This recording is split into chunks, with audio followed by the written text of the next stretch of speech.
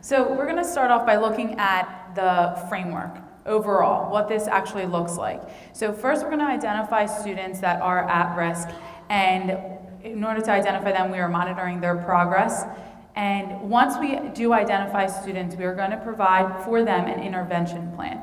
And that intervention plan is going to continually be adjusted as we take a look at the student's responsiveness to that intervention plan. Later down the line, when we get to the tier 3, we may even have students that we're identifying with learning disabilities. That's in our extreme cases, though. So if we take a look at this triangle, and hopefully this is familiar to most of you, tier 1, we had said that 80% of our students are expected to meet their targeted success in the tier 1 classroom level. Tier 2, we're expecting like about 15% or less students to need a little bit further assistance academically. And then tier 3 is a very small group, 5% or less students that may need even more of that personalized instruction. So what I want to do today is give you a little snapshot of what this actually looks like at the high school. So if you take a look at tier 1, so in tier 1, this is the classroom level. We do so many things in tier 1 that's helping us to successfully implement this intervention program already. So if you just take a look at some of the things, clearly everyone is using differentiated instruction to meet the needs of all of our students. We're working towards common assessments, formative assessments, the literacy framework that we're working on currently. All of this is playing into that tier 1. Also this year we implemented the HATS period, which is going to really help us when we start to pull kids into that tier 2 and tier 3. But also at the tier 1 level, hopefully students are coming to you and utilizing you and maybe their classroom teacher as well as their HATS teacher to get that further assistance that they may need. Also, as Dennis said, a big part of this tiered intervention program is the behavior piece, and unfortunately we're not able to do that yet because this is our first year of implementation, so we need to start a little bit smaller scale. So we're starting with academics, but already at the high school we have that ambassadors program and the link crew, which is really helping, I think, a great deal from what I'm seeing with the freshmen and getting them a little bit more engaged and wanting to be here and be successful at the high school. And also, clearly, parent online communication, access to grades, attendance, and everything like that is a good start at the tier 1 level. So we have a lot going for us at this first level to meet the 80% of the students that we're expecting to reach their targeted success. So now at the tier 2 level, what we're ready to do starting in quarter 2 is to do the mandatory intervention periods, which will be during HATS, and we'll constantly be monitoring student progress through benchmark assessments. As mentioned before, we are going to incorporate Study Island, which they have a great deal of reports that we can kind of keep track of students and where their skill deficiencies are and if we're meeting their needs. And that will be in small group instruction with our specialists up here, which will be introduced to those guys in a few minutes. But we're basically going to be looking at, what is the student's skill deficiency? How can we create a plan to help them? And then in that tier 2, it's approximately a 4 to 6 week process in which they're going to receive the small group instruction with peers that are having the same skill deficiencies or learning disabilities there. So at the tier 2 level, like Dennis said, if we're not seeing that progress and we think that another round of tier 2 is not going to be successful for this student, they would then move into tier 3. Tier 3 is very, very small group instruction, most of the time usually one-on-one instruction. And it's going to be much more intensive and explicit instruction, and it's going to continue to be monitored probably a little bit more often even than tier 2.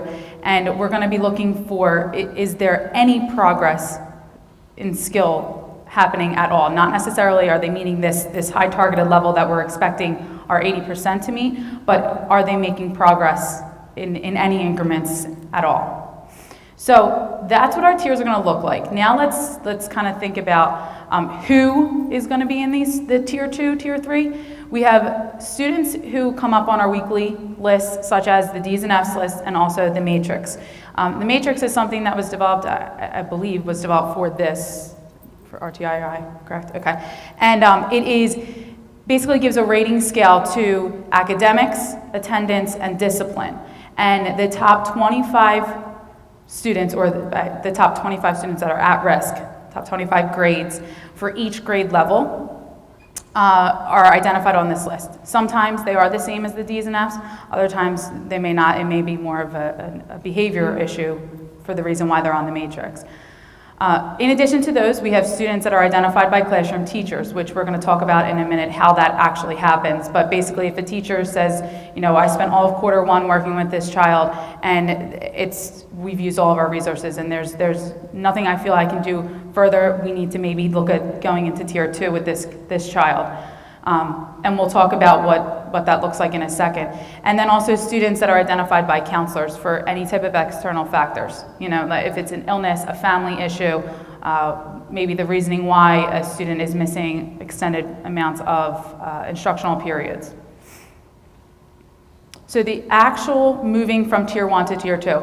A teacher who wants to recommend a child for tier 2 is asked to contact the guidance counselor as well as the house principal and be prepared to discuss data. So let's take a look at what that data is real quick. How often are you seeing that student? What are the dynamics of that setting? Are you working in small group and an instructor with that student?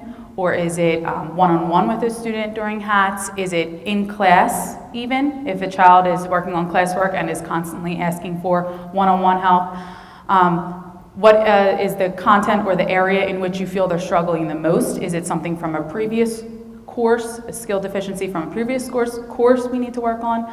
And also, clearly, what was the parent communication? What did you and the parents speak about in the sense of to help this child at the tier 1 level? Then I said there is a document that we're going to have to be filled out in order to make that referral for tier 1 to tier 2 movement.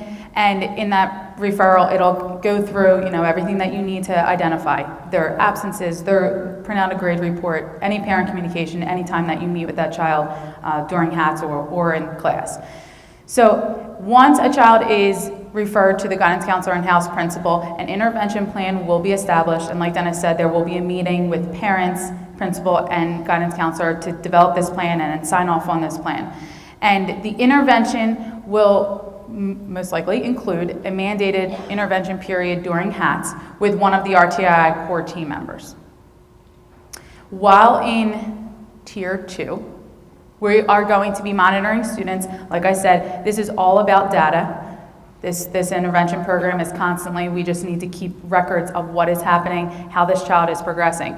So we're going to do benchmark, both pre and post benchmark assessments, and also keep those similar records. So I'll be keeping records very similar to what we are expecting teachers to keep in the sense of how often we're meeting with a child, what we're doing with that child when we do see them. We're also going to be using Study Island, and Study Island has a lot of great reports to offer us. One of the reports that I am going to show to each of the departments later is one that compares this child to any Hatboro-Horsham student as well as any PA student, so we can see where they would fall in relation to other students in the state. And also, we'll be monitoring their grades and coursework as well to see are they making progress there as well. So just to introduce you to the core team members, this is everybody up here as well. Some people did not move down to the front. Calling you out, Priscilla. But our intervention specialists are slightly different. So that's Laura, Kevin, Priscilla, Matt, Michelle, and I. We will be working with the children in tier 2 and tier 3. So we've had different training in the sense of we know what it is that we're supposed to be working with the child. Everyone else will take part in discussions about the intervention plans, but we will be mostly the ones working with. And developing the behavior plan. And developing developing the behavior plan that Tasha and Priscilla are working on. Okay, so for now, I skipped a slide, hold on. There we go. So for now, basically what we're just asking from you is just support, continue to do what you're doing. We're doing a great job with helping students, and I know HATS periods has seemed to be very successful. So continue to do what you're doing, and any time that you are meeting with a child or you see an issue arise, make sure that you are recording. record everything and anything you possibly can. RTII is, well, this intervention plan is rolling out in Q2, so now, and we are going to start with our main focus on 9th and 10th grade. That doesn't mean that we are going to just dismiss any 11th or 12th grader who is having difficulty, but we're going to start with 9th and 10th, kind of start smaller there, and hopefully we're able to catch any issues with these students early on to kind of put them on the right track for the rest of their high school career. This is a process, or this is an intervention plan, excuse me, that does take quite a bit of time to implement successfully in a high school, especially of this size. So it will take some time to get to that point, but I think right now we have a lot going for us at that Tier 1 level, so, and we're on our way to Tier 2 being successful as well. So just kind of, if you could bear with us and keep doing everything that you are doing in the classroom, that would be a huge, huge help.